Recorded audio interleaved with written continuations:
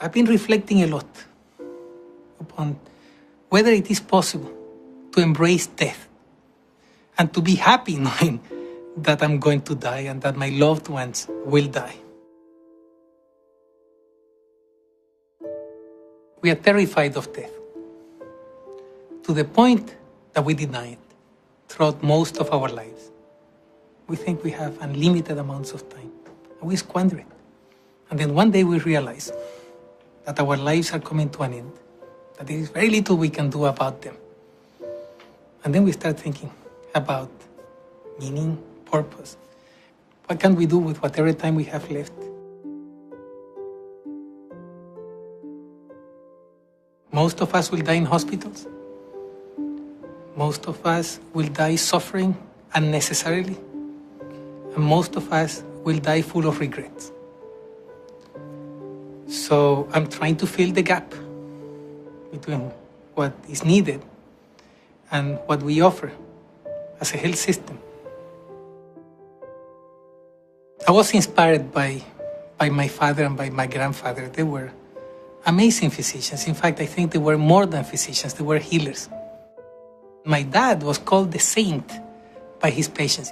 He was available 7 days a week, 24 hours a day. People would come home and knock the door and say, "Is the doctor in?" And if he was in, he would see anybody at any time. If a patient came in the middle of the night and he had to examine him or her, I would give up my bed and I would be his assistant. And I could see him, connecting with his patients in incredibly beautiful ways. So I was very inspired by this. They were my superheroes. And as I grew and I was becoming a physician, I witnessed how my grandfather aged and how my superhero was vulnerable and how he started to decay and to suffer. And now I realize that I never asked him what made him the happiest, what was his main source of joy, or what he regretted the most. Instead, I was spending most of my time trying to cure him when he was living with chronic diseases. And I missed it. I missed it all. The lesson I learned from that time when I heard one of the people that I loved the most, because of my misguided efforts to keep him alive and to cure the incurable and to control the uncontrollable and to avoid the inevitable, is driving me now to make sure I don't do it to my patients. Most of the health problems we are facing now are chronic.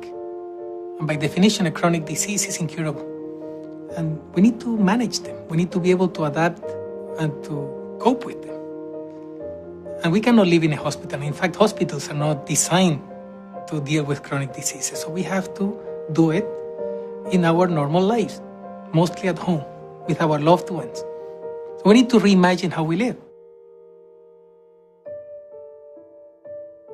When my dad died, there were probably 3,000 of his patients at the funeral. And they said something that still haunts me. They said, if you could be one fraction of the doctor your dad was, you should feel blessed. So now I'm trying to be a healer and to hug more and to listen more and to love more and to encourage more.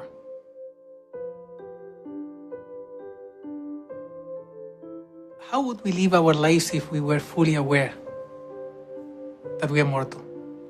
What if we realized that we're going to die sooner than we think? What if we accepted it? I feel that we would be liberated. Liberated to concentrate on what is meaningful to us. Free to focus on what makes us truly happy.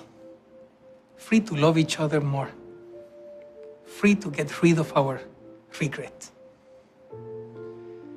Free to connect with each other and make sure that together we can have the longest, happiest possible lives.